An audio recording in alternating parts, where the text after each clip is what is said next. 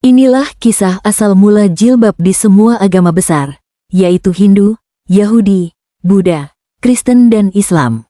Nenek moyang kita manusia modern, Homo sapiens, berevolusi di Afrika Selatan, kemudian menyebar berjalan kaki ke seluruh dunia 200.000 sampai 100.000 tahun yang lalu. Tentu saja mereka sampai di Arab Saudi lebih dahulu dibanding ketika mereka sampai di Indonesia. Seperti kita ketahui bersama, mereka sampai di Indonesia, di Pulau Papua kurang lebih 50.000 tahun yang lalu.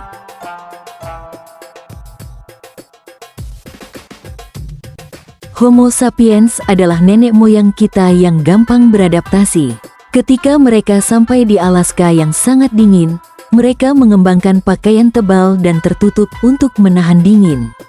Tapi sejak 10.000 tahun yang lalu, mereka yang menghuni Arab Saudi awal mengalami bencana nasional. Hujan yang sebelumnya turun sepanjang tahun, sekarang menjadi turun hanya 2-3 kali setahun. Tak ayal lagi hutan rimba yang dulu subur, sekarang menjadi tanah tandus berupa gurun pasir yang panas dan kering. Selama ribuan tahun, mereka mengalami perubahan fisik karena percampuran antar bangsa. Dan cara berpakaian pun menyesuaikan dengan iklim Arab yang saat itu masih sejuk karena tanah yang penuh dengan hutan dan hujan sepanjang tahun. Demikian juga orang Indonesia, mempunyai kulit sawo matang dan cara berpakaian sesuai iklim tropisnya yang sejuk berhutan lebat. Pada awalnya, pakaian tradisi Arab dan Indonesia hampir sama, karena beriklim sama.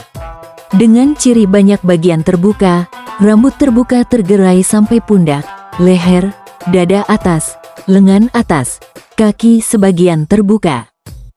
Akan tetapi, setelah negara mereka berubah menjadi gurun pasir yang panas dan kering, pakaian mereka berubah menjadi menutupi seluruh tubuh.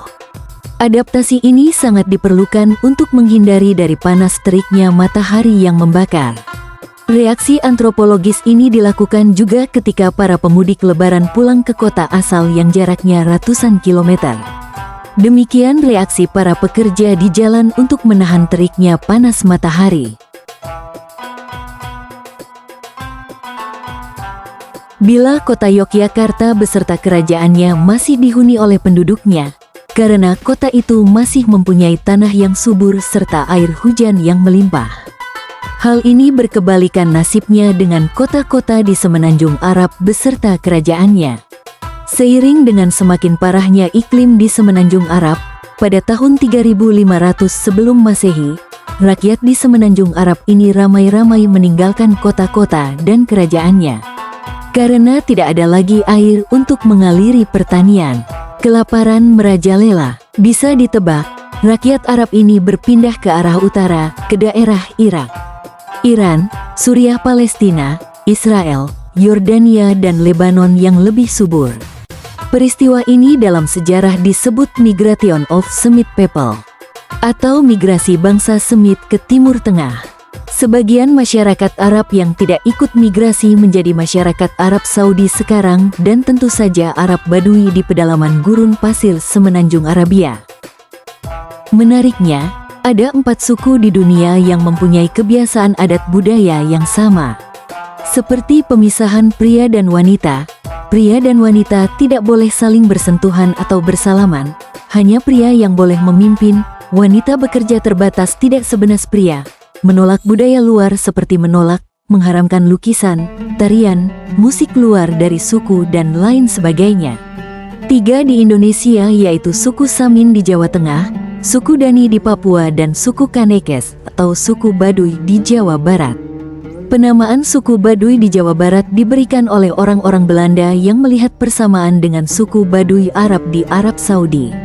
Keempat, suku Baduy Arab atau suku Bedouin atau Badawi. Mereka ini anak cucu bangsa Semit. Keempat suku ini mempunyai tradisi adat budaya yang sama. Khusus untuk bangsa Semit, ketika mereka tiba di Timur Tengah di tahun 3500 sebelum Masehi, anak cucu mereka akan mewarnai semua agama-agama besar yang turun di Timur Tengah dan India, yaitu agama Hindu, agama Yahudi, agama Buddha, agama Kristen dan agama Islam. Yang paling mencolok adalah pemisahan pria, pakaian jilbab untuk wanita dan jubah untuk prianya. Orang-orang Semit ini atau suku Badui Arab ini dianggap orang yang baik dan suci.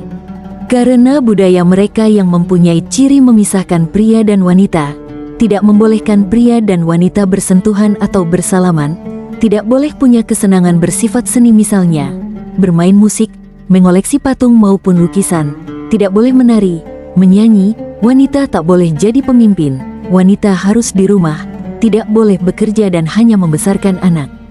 Apalagi orang-orang Semit ini, pria dan wanitanya memakai pakaian tertutup.